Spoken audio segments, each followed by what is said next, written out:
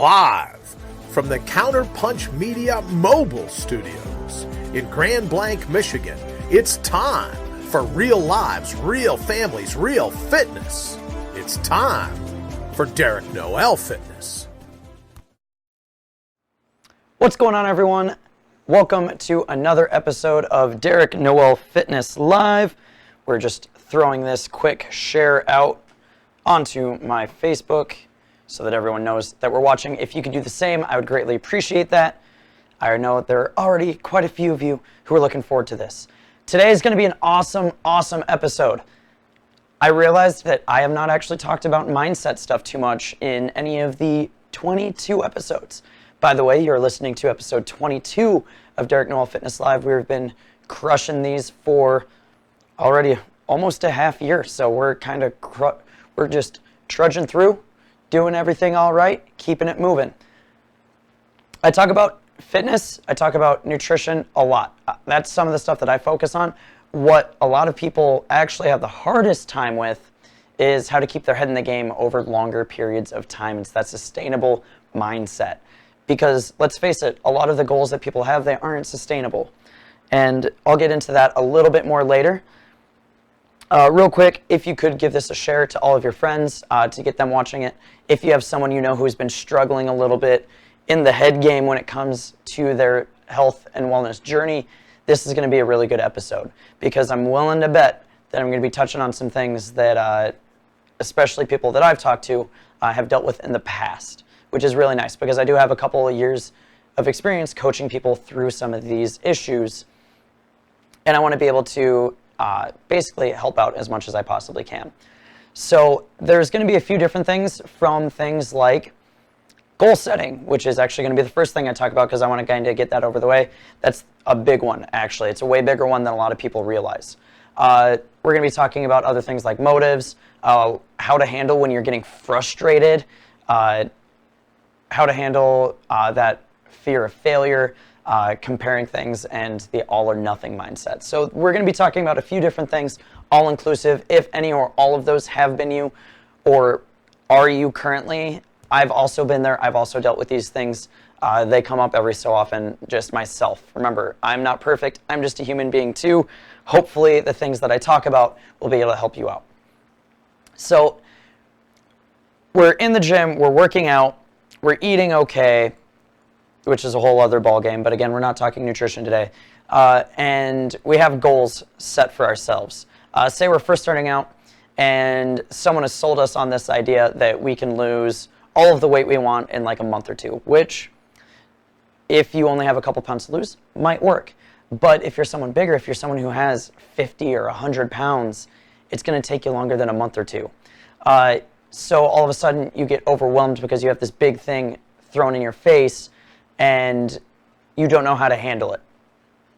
Something like you don't run at all. This is me, by the way. Not running at all. This next part is definitely not going to be, nor will it. I won't say never, but it's probably not happening. Say I wanted to run a marathon. Okay, I'm going to schedule a marathon. Oh crap, I have to run 26 miles. I can't do that. Oh my God, how do I do that? What do I have to do to be able to do that? And then all of a sudden, you just get overwhelmed and you might have a panic or an anxiety attack going through these things. If you are someone who has been running half marathons, going to a full marathon, not such a big deal. But if you're someone like me who's run like 1 mile in the past year, definitely a bigger thing. Or maybe you have a lot of weight to lose and you're saying, hey, I want to lose 100 pounds, I want to lose 150 pounds. All of a sudden you have this giant number and maybe you don't necessarily know what's going on, so all of a sudden you stall out after you've lost 10 or 15. Or if your goal is to drop body fat percentage, maybe you've stalled out with those things and you start to get stressed out and you start to panic and you just get overwhelmed. A lot of times there's a few things that can go on here. Number one, you start way too big. Myself, I would never, ever set a goal for myself of running a marathon without having smaller steps to get there. Maybe if I were to have like a 2 or 3 year plan, running a marathon might be on one of those 2 or 3 years out thing, like a bucket list kind of deal. But I would start out slow. Hey, I'm going to run a mile once or twice a week. Okay, now I'm going to run 2 miles. Now I'm going to be running 3 miles. Okay, now I'm going to start doing 5Ks. just to get used to it. Okay, now I'm going to do competitive 5Ks to really push my pace. Now I'm going to do half marathons and stuff like that. You build into it. It's the same deal when you're trying to lose fat or gain strength or anything like that. You build into it. For an example, one goal for a long time for myself was I wanted to be able to deadlift 405 pounds. At the time, I was at like 315, so it was basically just adding a couple more big plates on. That took me a while because you hit a certain point and strength starts to become a smaller and smaller thing. When you're starting out, strength is great because if you do it right, you could be adding 5 to 10 pounds to your lifts if you start slow, probably every week or two, and then it'll start to slow down and taper off. And if you look at any of the Olympic weightlifters, their goals are to add like 10 pounds to their clean and jerk because that's a lot when you get into the elite weightlifting levels or powerlifting. Being able to add 10 pounds to your bench press when you're already bench pressing like 500 pounds, that's huge. So how do you actually find a goal and set it? I like to call it the SMARTS method. This is something that I was taught a long time ago. I honestly don't remember the source, but this is a really good thing. So SMARTS, you have specific, measurable, adjustable, realistic, time limited, and sustainable. So I added the sustainable part because I'll talk about that actually when I get to it. But let's start with specific. What is a specific goal? I want to lose some weight is not specific. That's vague. Okay, we have our overarching, like, what do we want to accomplish here? But do we want to lose 10 pounds? Is that of fat or is that of muscle? Do I want to decrease my adipose tissue, so my body fat? Do I want to decrease that? How much body fat do I want to lose? How much is an acceptable muscle loss? All of these things, the more detailed it can be, the more clear that picture is, the better you're going to be when it comes to that. That being said, you want to make sure it's measurable. Losing weight, okay, you can measure that. But again, we're not going specific. The measurable part's the easy part. There are tons of different ways to measure things. Or if you're one of those people, hello Keratin, who just doesn't lose weight, but your body fat changes a lot, which honestly is what's happening with me right now. I'm going into what I thought was going to be a weight loss phase, but I've been at it for about 2 months now, and I've lost 2 pounds, but my body fat percentage has changed a lot. So with me, measurable is I got to be taking pictures and seeing them for myself, because otherwise, if I step on the scale and I just see the scale saying the same thing, I'm kind of screwed. Adjustable, something that is not set in stone. It shouldn't be set in stone. I absolutely have to lose 15 pounds. Same deal with me. Like I said, I'm using myself as an example on this because it's what I'm going through right now. When I set this goal, I was like, oh yeah, I'll probably drop down to 160 again. 160, 165. I'm 2 weeks away from my target date, which we'll talk about in a bit, and I'm still at 180, guys. There's not a chance that I'm going to be getting down to 160, but again, I had to adjust that goal. Okay, well, it's not working this way, so I'm going to go with my body fat percentage. Realistic, when I started this 2 or 3 months ago, like the 10, 15 pounds in 2 or 3 months is good. Trying to lose like 3 or 4 pounds a week is super unsustainable, which is going to go into that. So set realistic goals, set smaller goals, because you can always build into the big ones. Time limited, set a time limit on yourself, or else you will always tell yourself that you're going to do it later. I am, and if anyone knows me, and my parents are probably going to be laughing when I say this, I am the biggest procrastinator on the planet. I am. I think I can hear my mom laughing in the other room. So if I don't set a time limit to something, I'm never going to do it. So I need to make sure that, okay, I need to lose this weight. In my case, by the time I go to Australia in a couple weeks, I wanted to be looking this way. I wanted to lose this much weight. I wanted to be this strong for when I'm going out there. I wanted to be kind of beach ready, guys. So that's my time limit. If you don't have a time limit, oh, hey, you're going on a cruise, guess what? Your deadline to have your goal done by is that cruise. So start thinking about that for next year when you're going on cruises in March or April. The time to start is now. It's not time to start in February. The last one, the one that I added, is sustainability. Going back to this. Okay, I want to lose 15 pounds in a month. All right, well, repeat that over and over again. Oh, all of a sudden you're down. Could you lose 45 pounds in 3 months? No. finding something that is sustainable. Oh, and by the way, if you try and do that, you more than likely will fall flat on your face and you'll start binge eating and you'll put some weight back on. Choosing the sustainable route. So I want to lose a pound a week. Okay, for how much weight do we want to lose? 15 weeks. Do you think you could sustain losing a pound a week for 15 weeks? Yes. And guess what? After 15 weeks, that's 15 pounds down. I don't want it back. So I've had people come up to me and go, oh, I was only down 2 pounds last week. Do you want that weight back? Because, I mean, the way it sounds is you're complaining that you lost weight, which is the goal. So kind of have that sense of humor about it. If you're losing the 2 pounds, cool. If you're losing 5 pounds in a week, you might want to slow down a little bit because chances are your body is going to start really, really, really wanting food. And when your willpower is being drained like that and you're tired because you're not getting the energy that you need, that's when you make bad decisions. When I'm tired, that is when I go to the gas station and I buy myself some Reese's Cups because those are my jam and they're what I love eating when I'm tired. So keep that in mind. Real quick, while I'm finishing this first one up, I'm going to jump into the thread. Oh, we got a couple comments. Carradine getting called out. Yep. So Carradine, I was just saying you are a really good example of your weight not really fluctuating, but your body fat changing and how your clothes are fitting is a big option. Fault number 2 is that motive thing, which is what we were talking about. Why are you doing what you're doing? You have to really peel the onion with this one, and I'll explain what that means in a second. But when you say, oh, I want to look good naked, that's everyone's goal, guys. That's not really an actual reason for doing what you're doing. You got to figure out what's actually going on it. So you want to look good naked. Why do you want to look good naked? Is it because you want to impress your spouse? Is it because you want to be going to the beach and you want to be making everyone look at you?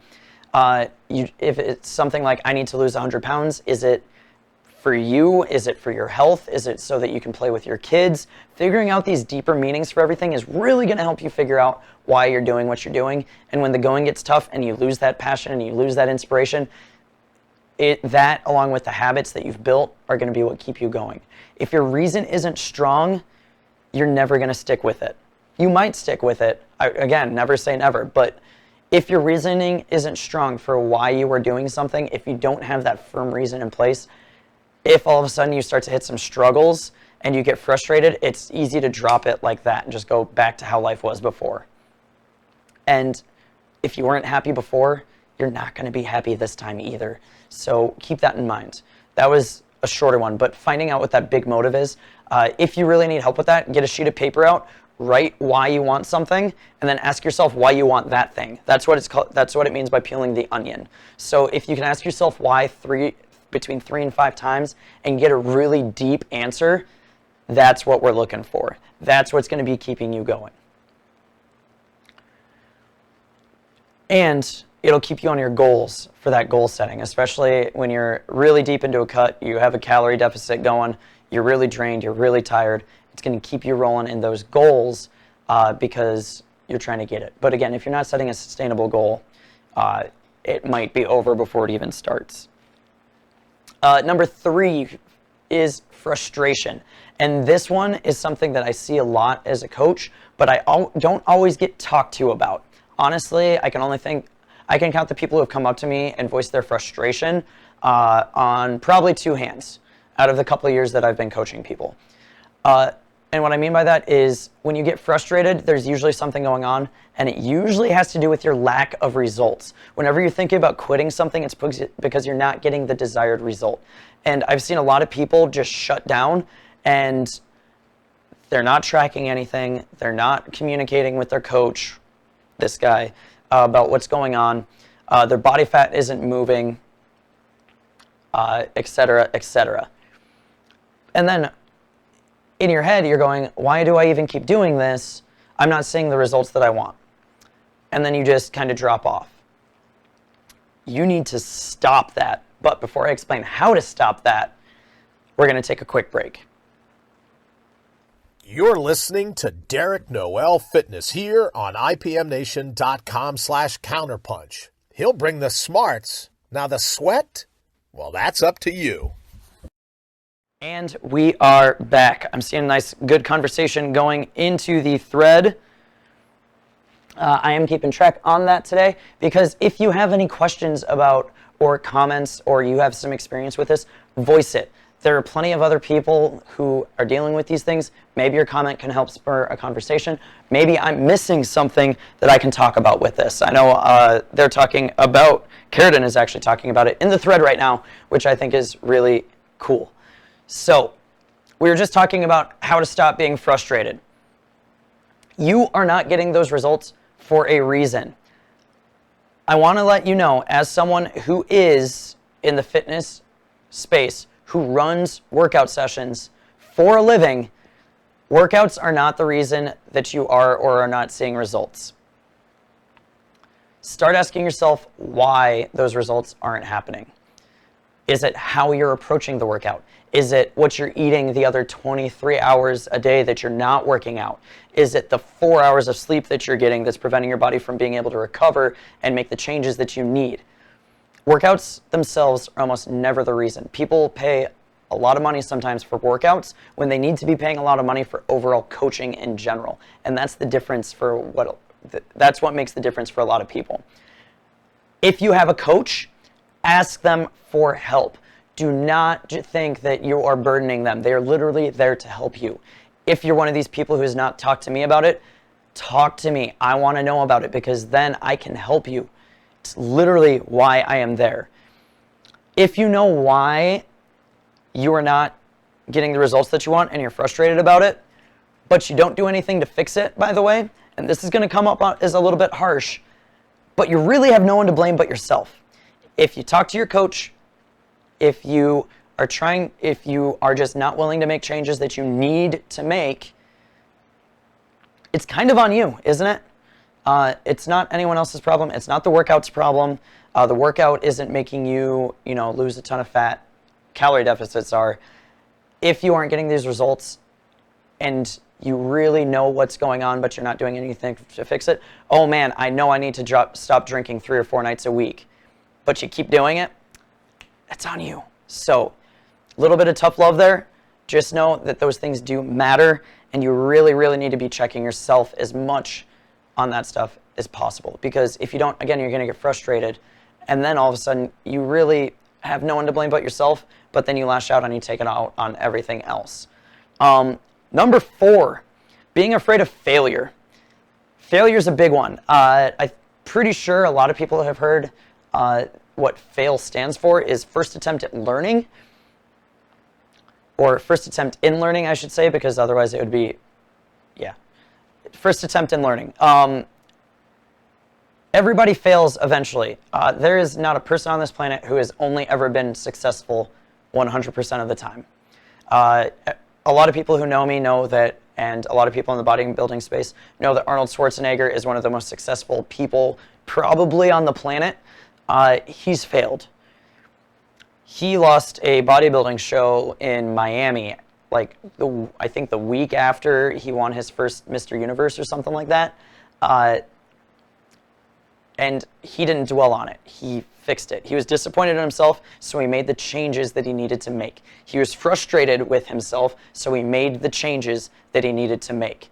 And again, going back into goal setting, that A for the SMARTS method, adjustable. He made some adjustments to make sure that his goal of becoming one of the best bodybuilders, if not the best bodybuilder of all time, was successful. If he didn't make that adjustment and he kept doing what he was doing, he probably would have never won the Mr. Olympia, which means he probably would have never become as popular as he did. He would have never gotten his role in Conan or Hercules in New York, for those people who actually know what that movie is.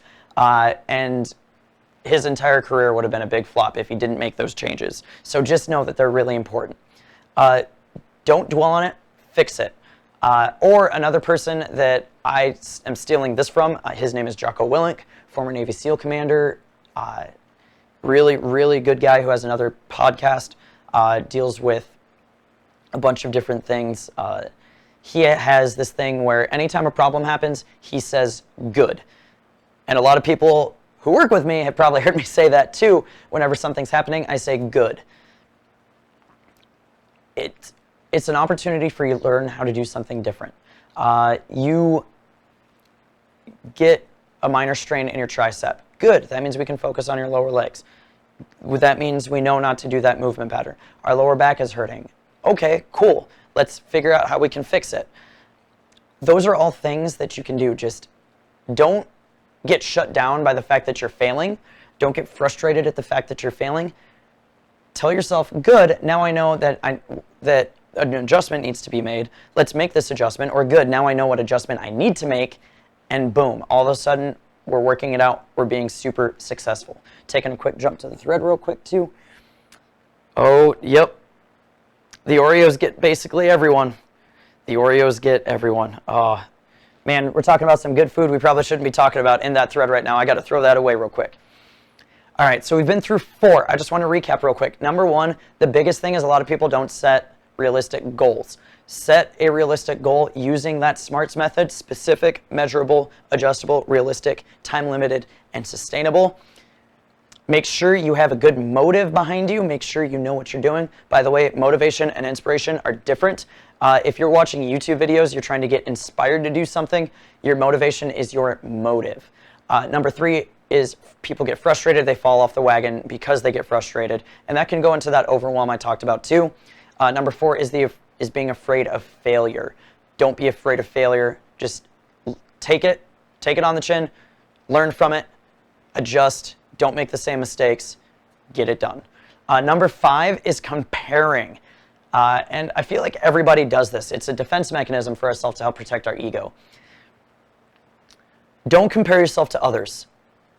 A lot of people do this. Oh my goodness, Becky is getting results and I'm not. Becky, oh my God, she's doing the exact same workouts I am, and all of a sudden she is like way more lean, guys.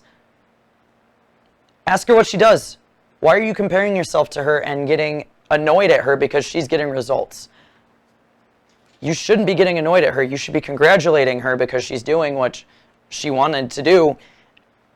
And who knows, maybe she's doing something you haven't thought of. Ask her what she does. Learn. By the way, I hope everyone enjoyed that impression because I had a lot of fun doing that. Don't get mad because something's working for her. Don't get mad because something's working for Jimmy down the street. Something's working for your neighbor and you think that you have it all figured out, because guess what? You don't. Figure out what's going on. Ask them for help. They might have a good tip. Oh man, you know, I was having a really hard time hitting my protein goals, but I found this awesome vegan protein so I can stay being a vegetarian and I can make these awesome smoothies, and all of a sudden I'm hitting my protein. Cool. I didn't even think about a vegan protein powder. I like that. I think I'm going to start doing that. All of a sudden your protein intake comes up. You're not nearly as hungry because protein satisfies you. And all of a sudden you start seeing those results because you're not constantly eating, because you're not constantly feeling hungry. Don't get mad. Learn from other people. Don't compare yourself and tell yourself you're a piece of crap because you're not able to do what Becky's doing. Becky's a completely different person than you. You need to be comparing yourself to the you from before. That's how you're going to make progress. That's how you're going to get out of your head. No one cares about you versus Mindy. We only care about you versus you. You should only care about you versus you, because then that's a sign that you're getting better. Oh, I wasn't able to do lunges a year ago. Cool. You can now. That's progress. Who cares that your weight hasn't changed? It's progress. Strength is good.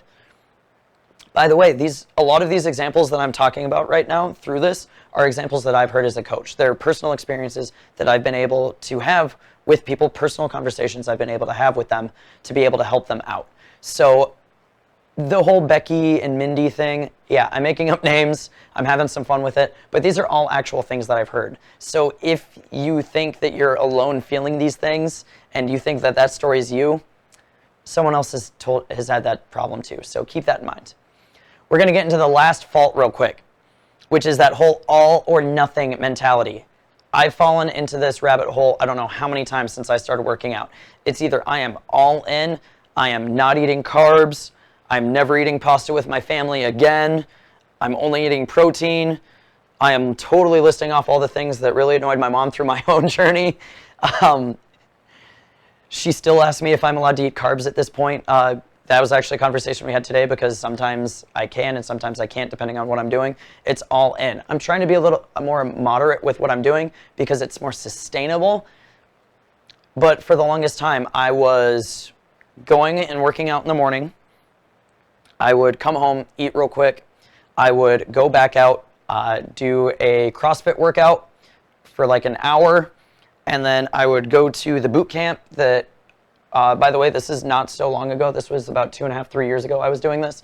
I would work out in the morning. I would go do a CrossFit workout. Then I would have a protein shake, and then I would go to boot camp where I work because I wasn't working at nights at the time, and I would do 2 to 3 boot camp sessions, and then I would come home. Most people don't need to be working out for, let's say, an hour and a half, 2.5 hours, 3.5, 4 hours a day. Most people don't need to do that. I was doing that. I burnt myself out so fast doing that. And what did I do? I stopped working out, guys. I took a big step back. I really just spent about a month or two not working out at all. And then I kind of tapered myself back into it and started doing about hour-long workouts 4 or 5 days a week. Keto. I'm not meaning to pick on keto diets or anything like that, but the reason that people critique keto, besides the fact that your body needs carbs in order to, be happy and you're not hangry all the time, is it's not sustainable. You can't have any carbs with your family, but your family is eating carbs all the time. Yeah, good luck fighting that off for any decent amount of time. Those kinds of things, diets, nutrition, that all or nothing mentality is just not sustainable, and that's why we have such a hard time with it. The best thing you can do is build a consistent schedule that you can actually stick to. If you need to start out by saying, I'm going to work out 5 days a week at 5:30 in the morning, from 5:30 to 6, that's my time to go work out. I'm going to get it in, get it done, and you can stick to that. If you can't wake up some days at 5 o'clock to get to the gym by 5:30, don't make it 5:30, make it 6 o'clock. Or if you need to split it up, going like, all right, I can totally wake up 3 days a week and go work out, but the full 5, I don't know, like I get home from work late the next day, I'm gonna go and I'll do an afternoon workout or I'll do a workout later on in the morning when I wake up, but I definitely need to sleep. By the way, good plan, definitely sleep. Sleep will help you get to your goals too. I can almost guarantee it. Sleep almost always gets people one step closer. Stick to whatever you can stick to. Don't feel like you have to commit to something you will never, ever stick to. Some of the people that I see that are more successful with this are the people who can either wake up and be at the gym 5 days a week at 4:50 in the morning with me, which is stupid early, or the people who know that there is not a chance in hell they're going to do that. They're not even going to try. They don't even think 4:50 in the morning exists. They'll show up at 8:30 or 9:10 in the morning and get it in and get it done. So, real quick recap. Number 1, make sure you have some goals set. Number 2, figure out why you're doing it. Have that motive. Number 3, try and keep your frustration in check. If something's not working, if you're frustrated about something, talk to someone about it and talk to someone who can help you about it. Don't be afraid to fail. Failing is just another attempt at learning. Don't compare yourself to other people. Compare yourself to you. You are in competition with yourself every single day. And don't fall for that all or nothing mentality. I know a couple people will be a little bit triggered by at least something I said today, but I'm just keeping it real, guys. That's what I'm trying to do with you. That's why I'm doing this show, is I want to keep it real. Let's go one last drop down into this thread. We're starting to run short on time. Oh man, Becky's a jerk. Carradine apparently liked my voice. Thank you, Carradine. Moderation is not a lot of people's strong suit. Rachel can definitely agree with that. Macros are honestly really nice. A lot of people are really intimidated by tracking their macros, but once you realize that it's just a routine, you can knock it out pretty quickly. Heidi hates tracking. Again, it's just a habit. And yeah, 1 tracking-free day a week. That's a really good way to do it, Mindy. Yeah. That's all I got for today. So if you like this video, please make sure you like and share it. If you could hit me up on YouTube and subscribe to the YouTube channel, Counterpunch Media, that would be great. You can check me out on IG at the Derek Noel. I will see you next week, everyone.